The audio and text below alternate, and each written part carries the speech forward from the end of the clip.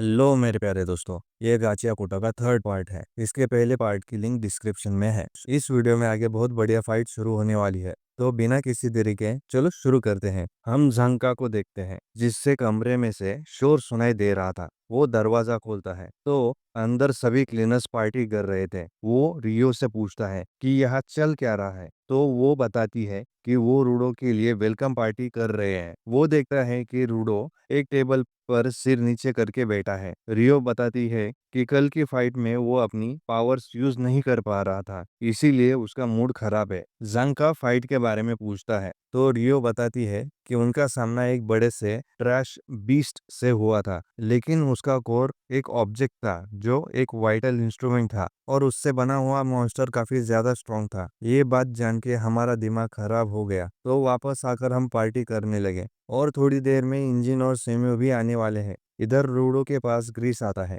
और वो बोलता है कि तुमने कल अच्छा काम किया, तुमने फॉलो की जान भी बचाई थी, तो मुंह लटका के क्यों बैठे हो। रूडो बोला, मैं कुछ नहीं कर पाया, इसलिए तुम्हें और रियो को मुझे बचाने आना पड़ा। मैं हमेशा गड़बड़ कर देता हूँ, ठीक जैसे स्पीयर में किया करता था। मैं गुस्से में किसी से भी लड़ लेता था और फिर रेक्टो को मुझे बचाने के लिए आना पड़ता था। कल की फाइट में भी मुझे बस चुपचाप बैठ के देखना था, पर मुझसे वो भी नहीं हुआ। मुझे जल्द से जल्द वापस ऊपर जाना होगा, वरना मैं लोगों के लिए मुसीबत खड़ा करता रहूंगा। ग्रेस फिर भी उसे थैंक यू बोलता है, क्योंकि ज्यादातर लोग सपोर्टर्स को कुछ नहीं समझते, वो उन्हें कमजोर और यूजलेस मानते हैं। लेकिन रूडो ने उनकी रिस्पेक्ट की। फॉलो ने इस टीम को इसलिए ज्वाइन किया क्योंकि वो ट्रैश बीस्ट को मारना चाहता है, लेकिन बिना पावर के वो ऐसा नहीं कर सकता। तो वो अब बस एक ऑब्जेक्ट का अच्छे से ख्याल रख रहा है, ताकि एक दिन वो भी गिवर बन जाए, और जब उसे पावर मिल जाएगी तब भी वो एक सपोर्टर ही रहेगा, ताकि सबको ये बता सके कि सपोर्टर्स का काम भी इम्पोर्टेंट होता है।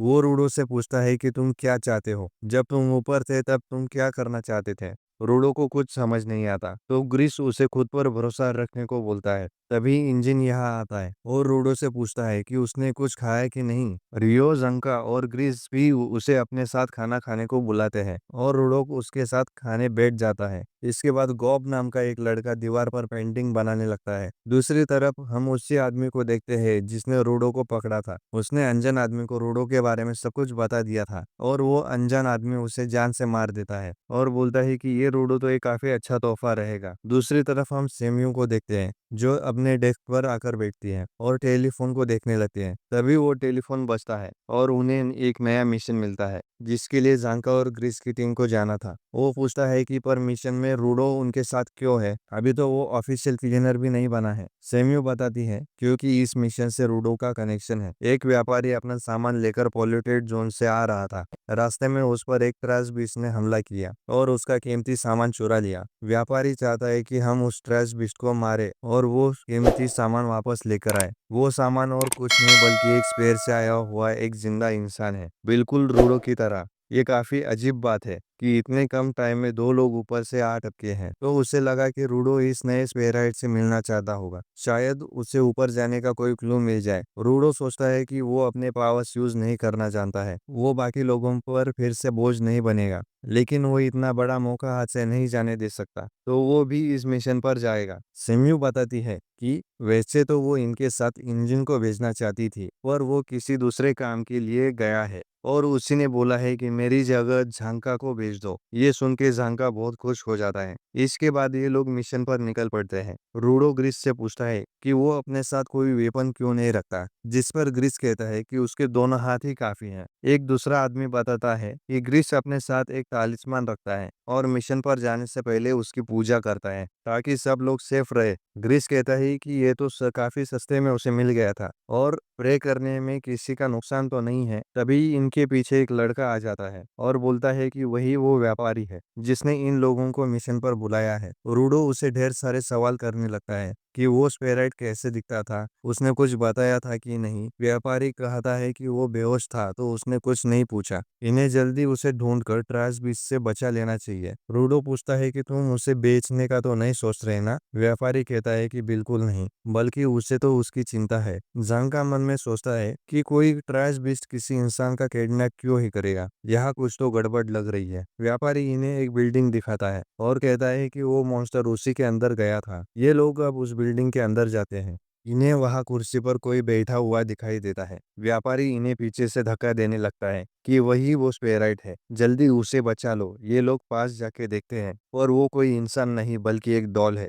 तभी इनके पैरों तले जमीन टूट जाती है और ये लोग बेसमेंट में जा गिरते हैं। ये अब असल में एक जाल था और वो व्यापारी भी मिट्टी बन के पिघल जाता है। तभी अंधेरे में से दो लोग निकल के बाहर आते हैं और झांका समझ जाता है कि ये जाल इन रेडर्स ने बिछाया है और इन लोगों को रूडो चाहिए। ग्रीस रूडो को बताता है कि रेडर्स गुंडों का एक ग्रुप है। वो शुरू में छोटी मोटी चोरियां करते थे, लेकिन आजकल ये कुछ ज्यादा ही खतरनाक चीजें करते हैं। दिक्कत की बात यह है कि रेडर्स में सभी लोग गिवर है। ग्रीस बाकी लोगों से कहता है कि यहाँ से निकलने का रास्ता ढूंढो। वो रूडो को प्रोटेक्ट करेगा और रेडर्स को झांका संभाल लेगा। अब ये लोग यहाँ से भागने लगते हैं। रूडो कहता है कि वो भी उन गुंडों से लड़ सकता है। ग्रीस बताता है कि ये उन किडनैपर जैसे नहीं है जो तुम्हें पहले मिले थे। ये बहुत पावरफुल होते हैं, इन्हें बस यहाँ से भागने पर फोकस करना चाहिए। वही जांका उन रीडर्स से पूछता है कि तुम सब उस पैराइट के पीछे क्यों पड़े हो? ऊपर से आए लोग इतनी ज्यादा कीमत में बिकते हैं क्या? एक रेडर बोलती है, हम उसे बेचना नहीं चाहते बल्कि ऊपर की दुनिया के बारे में जानना चाहते हैं, और इस बारे में उस लड़के से ज्यादा बेहतर कौन बता पाएगा, जैसे कि वो बॉर्डर पार करने के बाद भी जिंदा कैसे बच गया। जांका सोचता है कि अब ये बॉर्डर क्या चीज है। तभी यहाँ मिट्टी की बनी कुछ डॉल्स आ जाती है। जांका समझ जाता है कि ये किसी रेडर की पावर है और उसी ने फ्लोर को गायब करके इन्हें नीचे गिराया है। और वो व्यापारी भी मिट्टी से बनी एक डॉल थी। जांका कहता है कि इन मिट्टी की डॉल से तो वो आराम से निपट लेगा, लेकिन डॉल्स में एक असली रेडर भी छुपा हुआ था जो जांका को जोरदार मुक्का मार देता है। वो रेडर कहती है, लगता है तुम्हें इंसानों से लड़ने का ज्यादा एक्सपीरियंस नहीं है, इसीलिए तुम हमारे सामने जरूर हार जाओगे, क्योंकि क्लीनर्स अब तक सिर्फ ट्रैश बीच से ही लड़ते आए हैं। दूसरा रेडर मिट्टी की डॉल्स में छुपकर जांका पर हमला कर रहा था, जिससे जांका पीट जाता है। तभी वो रेडर ग्राउंड की जगह को मिट्टी में बदल देती है। उन्हें बस जांका को मारना है, इसके बाद ये आसानी से बाकी सबको मार के रूडो को ले जाएंगे।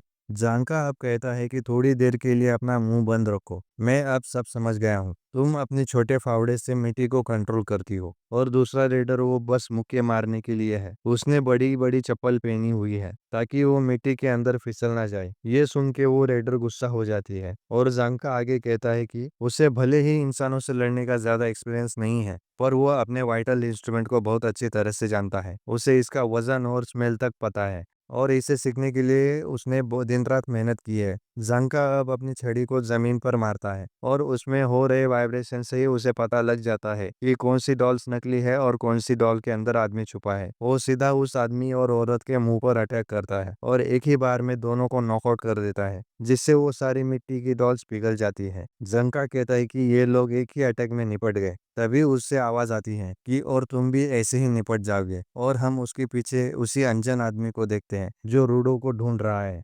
वही बाकी सब यहाँ से बाहर निकलने का रास्ता ढूंढने लगते हैं। इन्हें एक एग्जिट मिलता है जिसमें से सीढ़ियां ऊपर जा रही थी। ग्रीस सब तीन सपोर्टर्स को ऊपर जाके सिग्नल भेजने को बोलता है ताकि बैकअप यहाँ आ सके, और वो खुद झांका के पास जा रहा है। तभी इन्हें किसी के आने की आवाज आती है। ग्रीस को लगता है कि ये झांका होगा और उसने रेडर्स को हरा दिया है, लेकिन ये झांका नहीं था। वो लड़का रूडो की तरफ देखकर बोलता है कि इसके सफेद बाल है, मतलब यही वो ऊपर से आया हुआ गिवर्स है। ऐसा कहकर वो एग्जिट वाली दीवार पे स्पाइडरमैन के जैसे चिपक जाता है। ग्रिस समझ जाता है कि ये एक रेडर है, इसका नाम जेबर है। वो बाहर जाने के रास्ते को तबाह कर देता है। ग्रिस इससे कहता है कि रूडो क्लीनर्स का हिस्सा है, उस तक पहुंचने से पहले तुम्हें हमसे निपटना होगा। जेबर कहता है कि मैं पहले ही काफी लेट हो चुका हूँ और मैं रास्ता भटक गया था। ग्रीस पूछता है कि उसने जांका के साथ क्या किया, पर जेबर उसे इग्नोर करते हुए रूडो से बात करता है। कोई है जो तुमसे मिलना चाहता है, तो तुम्हें मेरे साथ चलना चाहिए। वो मास्क भी निकाल के फेंक देता है क्योंकि यहाँ कोई ट्रैश मॉन्स्टर नहीं है। रूडो उसे पूछता है कि उसे जांका के साथ क्या किया। जेबर कहता है कि जो दुश्मन स्ट्रांग होते हैं उन्हें मैं जान से नहीं मारता,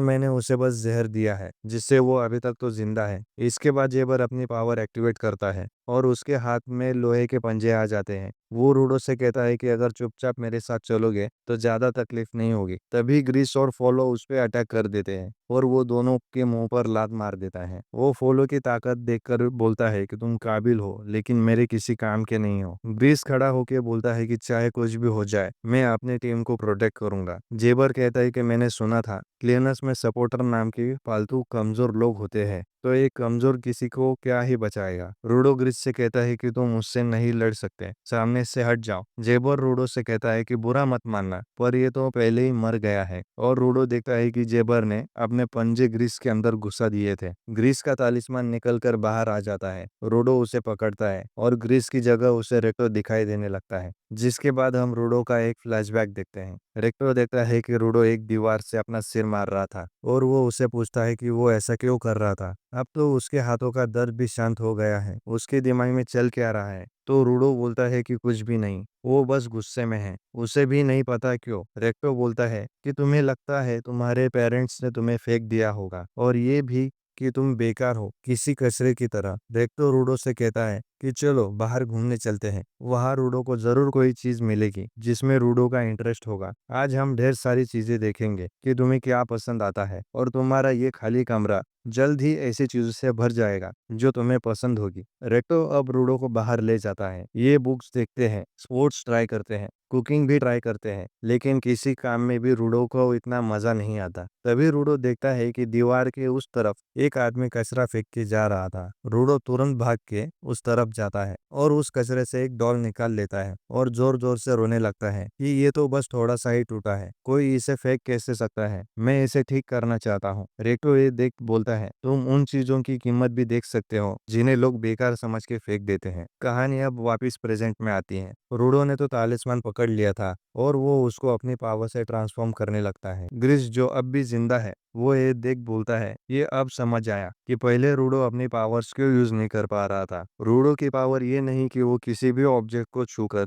उसे वाइटल इंस्ट्रूमेंट बना देता है, बल्कि ये है कि वो किसी भी ऑब्जेक्ट की असली काबिलियत को बाहर लाता है। रूडो उस तालिस्मान को ट्रांसफॉर्म कर काफी बड़ा कर देता है, जो देख जेबर खुश हो जाता है। वो बोला, तुम्हारी पावर तो कमाल की है। रूडो मन में कहता है कि ग्रीस की वजह से उसे याद आ गया है कि वो हमेशा से क्या करना चाहता था, और अगर ग्रीस नहीं होता तो रूडो अभी कुछ नहीं कर पाता। रूडो जेबर से कहता है कि वो उसे हरा देगा। जेबर कहता है कि मुझे तो स्ट्रॉन्ग लोग बहुत पसंद है, चलो एक दूसरे को चीर के रख देते हैं। इतना कहकर वो रूडो पर हमला कर देता है। वही ग्रीस का खून बह रहा था। पोलो को चिंता हो रही थी। ग्रीस रूडो की तरफ देखकर बोलता है कि पिछली फाइट में वो अपनी पावर्स यूज नहीं कर पाया था क्योंकि वो बहुत गुस्से में था, लेकिन अब उसका दिमाग क्लियर है। इधर जेबर बोलता है कि तुम मुझ पे हमला क्यों नहीं कर रहे, बस एक ही जगह पे खड़े हो। जिसपे रूडो कहता है, दम है तो मुझसे मार कर दिखाओ। जेबर अब तेजी से उस पे हमला करने जाता है, लेकिन रूडो अब बच जाता है। वो फिर से उस पे हमला करने जाता है, लेकिन उसका कोई भी हमला रूडो को लग नहीं रहा था।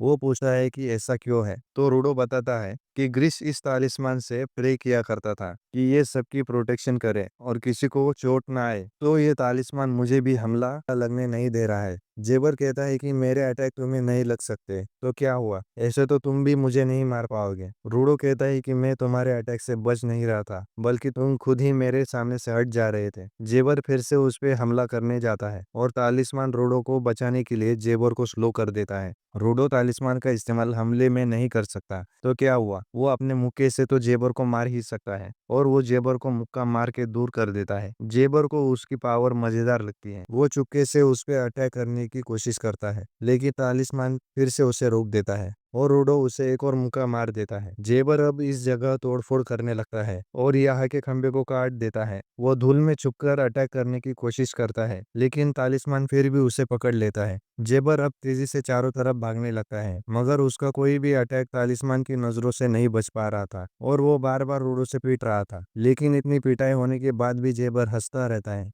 रूडो उसे हार मानने को बोलता है, तो जेबर कहता है कि बड़े दिनों बाद इतनी बढ़िया पिटाई हुई है, पर मैंने एक चीज नोटिस की है कि तुम्हारा ये तालिस्मान तुम पर होने वाले हमले को पहचान कर उन्हें तुमसे दूर करता है। पर मैंने तुम्हारी तरफ पत्थर फेंके थे, तब तालिस्मान कुछ नहीं कर रहा था। यानी वो रूडो को सिर्फ उन चीजों से ही बचाता है जिसके मन में खतरे की भावना हो। इसके बाद वो अपने पंजे दिखाता है, जो कि इसका वाइटल इंस्ट्रूमेंट है, और इसका नाम है मनकीरा। राइट हैंड वाले पंजों में जहर होता है। इतना कहकर वो अपने अंदर ही पंजे घुसा लेता है और हंसते हुए रूडो से बोलता है कि अब वो अपना कंट्रोल खो देगा और पागलों की तरह इधर उधर भागता रहेगा, तो क्या तब भी तुम्हारा तालिस्मान मुझे खतरा मानेगा। अब जहर की वजह से जेबर बेहोश हो जाता है और फिर अचानक ही जाकर अपने पीछे की दीवार को अपने पंजों से काट देता है, और ये पार्ट यही खत्म होता है। अब असली लड़ाई चालू होने वाली है। उसे देखने के लिए सब्सक्राइब करो और कमेंट में बताओ तुम कौन से एनिमे के फैन हो।